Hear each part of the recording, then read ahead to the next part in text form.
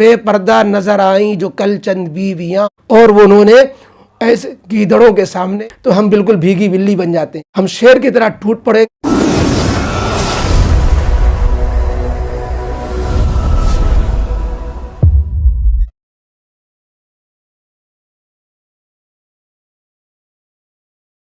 بسم اللہ الرحمن الرحیم۔ ہندوستان کے جنوبی صوبہ کرناٹک میں مسلم لڑکیوں کے حجاب پہننے پر ادھر 1-2 مہینے سے آفتیں آئی ہوئی ہیں۔ ہندو تنظیمیں جن کے یہاں خود پردے کی بڑی اہمیت ہے، ہندو مذہب میں بھی پردے کی بڑی اہمیت ہے، لیکن انہی میں کچھ بگڑے ہوئے لوگ یا کچھ بگڑی ہوئی تنظیمیں مسلمان لڑکیوں سے پردے کی نعمت کو چھین لینا چاہتی ہیں، اور وہی پردے کی مخالفت میں پیش ہیں۔ دراصل پردہ اور حجاب سے روکنے کے پس پردہ اسلام اور قرآن پر عمل کرنے سے روکنا ہے، مسلمانوں کے تشخص کو مٹانا ہے، اسلامی تہذیب کی مخالفت ہے، کیونکہ حجاب کا حکم تو قرآن نے دیا ہے، یا ایھا النبی قل لازواجک و بناتک و نساء المؤمنین یدنین علیہن من جلابیبہن، کہ اے نبی علیہ السلام آپ اپنی بیویوں سے، بیٹیوں سے، مومن مسلمان عورتوں سے کہیے کہ وہ اپنے پردوں کو لٹکائے رکھیں، بڑھائے رکھیں۔ اسی طرح دوسری جگہ ہے فَاسْأَلُوهُنَّ مِنْ وَرَاءِ حجاب، کہ حجاب اور آڑ میں جو ہے کوئی چیز محرموں کو دیا کریں۔ اسی طرح اور بھی آیات ہیں جس میں وَلْيَضْرِبْنَ بِخُمُورِهِنَّ عَلَىٰ جُيُوبِهِنَّ، کہ اپنے گریبانوں کو، سینوں کو پردے سے ڈھانکے رکھیں۔ تو غرض یہ کہ یہ قرآن اور اسلام کی مخالفت ہے، یہ صرف پردے کی ہی مخالفت نہیں، بلکہ یہ تو چاہتے ہیں کہ اسلام اور مسلمانوں کا تشخص ہی یہاں اس ملک سے مٹ جائے، اور بے حجاب و بے پردگی پھیلا کر مسلم معاشرے سے بچی کھچی جو شرم و حیا ہے اس کو ختم کر دینا چاہتے ہیں، کیونکہ جب شرم و حیا معاشرے سے اٹھ جائے گی تو خاندانی نظام بھی تباہ ہو جائے گا، اور جس طرح مغربی تہذیب میں فیملی سسٹم بگڑ چکا ہے، وہ چاہتے ہیں مسلمانوں کا فیملی سسٹم بھی تباہ برباد ہو جائے اور مسلم لڑکیاں بھی آوارہ ہو جائیں۔ پردہ ہوگا تو کھل کر بات نہیں ہوگی، نظریں نہیں لڑیں گی، ناجائز محبتیں نہیں ہوں گی، دل نہیں بہکیں گے، زنا اور ریپ کے واقعات بھی کم ہوں گے، مسلم لڑکیاں ہتھے نہیں چڑھیں گی۔ یہ جتنے بھی ناجائز محبتوں کے واقعات اور یہ ہندو لڑکوں کے ساتھ یا ہندو لڑکیوں کے مسلمان لڑکوں کے ساتھ بھاگنے کے واقعات ہیں، یہ سب واقعات ہیں تو اسی بے پردگی اور بے حیائی اور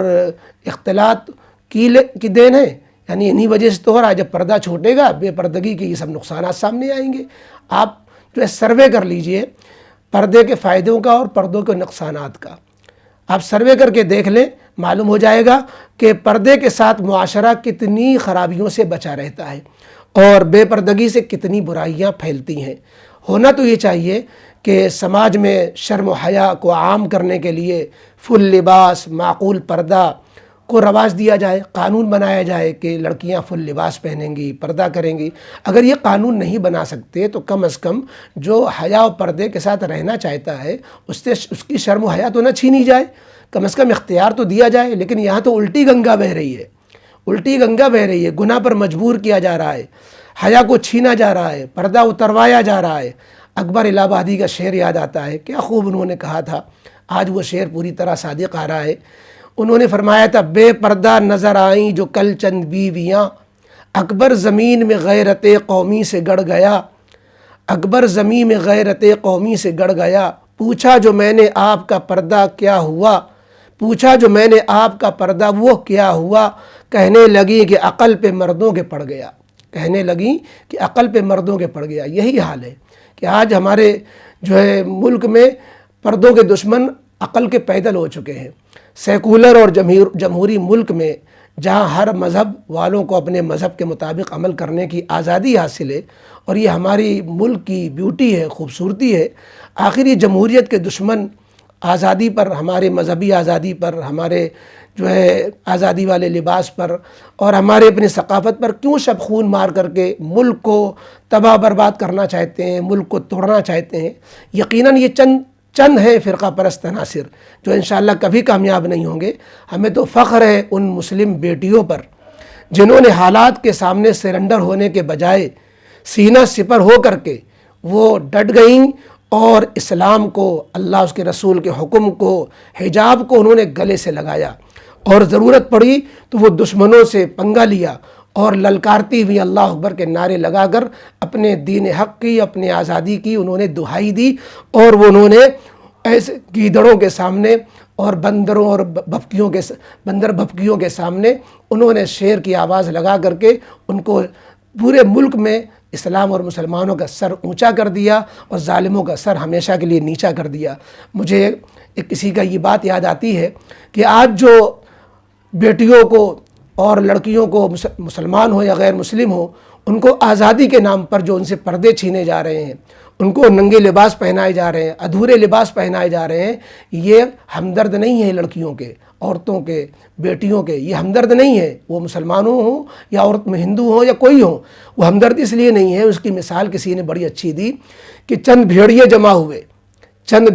ہوئے، انہوں نے آواز لگائی بکریوں کو آزادی دو، بکریوں کو آزادی دو۔ ہوا کیا کہ بکریوں نے بھی سوچا یہ ہمارے بڑے ہمدرد ہیں، لہذا بکریاں بھی کہنے لگیں کہ ہمیں رسیوں سے کھولو، ہمیں آزادی دو، ہم بھی جو ہے مردوں کی طریقے سے بے لباس رہیں گے، بے حجاب رہیں گے، بے چہرہ رہیں گے، یعنی بے چہرے پر نقاب نہیں ڈالیں گے۔ وہ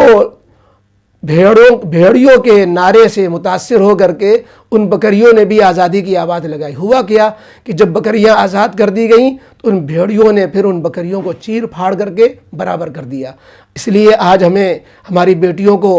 ہوش کے ناخن لینا چاہیے۔ یہ بھیڑیے جو ہمارے حجاب کے دشمن ہیں، یہ وہی حال کریں گے جو ان بکریوں کا حال ہوا کہ جب وہ کھول دی گئی، انہیں آزادی دے دی گئی تو بھیڑیوں نے ان کو اپنا لقمہ بنا لیا۔ اسی لیے یہ ہماری مسلم بیٹیوں کو چاہتے ہیں ان کو لقمہ بنائیں، لیکن سلام ہو ان کرناٹک کی بیٹیوں پر جو 2 مہینے سے ڈٹی ہوئی ہیں۔ اور ہمیں اس موقع پر تمام مسلم بہنوں اور مسلم بیٹیوں کو یہ پیغام دینا ہے کہ تعلیم ہمیں جتنی پیاری ہے اور تعلیم جتنی ہماری ضرورت ہے، اس سے زیادہ پیاری اور اس سے زیادہ ضروری اسلامی تہذیب ہے۔ لہذا ہم تعلیم کے لیے، دنیاوی تعلیم کے لیے اسلامی تہذیب کو قربان کر دیں، یہ ہماری عقل مندی نہیں ہوگی۔ ہمیں تعلیم بھی چاہیے، اپنی تہذیب بھی چاہیے، ہمیں اپنی ایمان بھی محفوظ رکھنا ہے، حجاب بھی محفوظ رکھنا ہے اور تعلیم بھی حاصل کرنا ہے۔ جیسا کہ ہماری بہن مسکان نے جو انٹرویو دیا ہے بہت معنی خیز ہے، اللہ اس کو ترقی عطا فرمائے، اس کی حفاظت فرمائے اور تمام مسلمانوں کا حوصلہ بلند فرمائے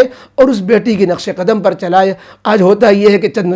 چند بھیڑیے جمع ہو کر اگر موب لنچنگ کرتے ہیں تو ہم بالکل بھیگی بلی بن جاتے ہیں۔ اس موقع پر ہمیں قانون اجازت دیتا ہے اپنی دفاع کا اور اپنے دفاعی تدبیر اختیار کرنے کا۔ لہذا اگر کہیں ایسا موقع پڑ جائے تو ہم بزدلی کے ساتھ جان نہیں دیں گے، بلکہ ڈٹ کر مقابلہ کریں گے۔ اگر کوئی ہم پر حملہ کرتا ہے تو اپنی جان بچانے کے لیے ہم شیر کی طرح ٹوٹ پڑیں گے، چاہے پھر ہمیں شہادت ہی نصیب ہو جائے۔ بس یہ چند کلمات مجھے اس وقت عرض کرنے تھے۔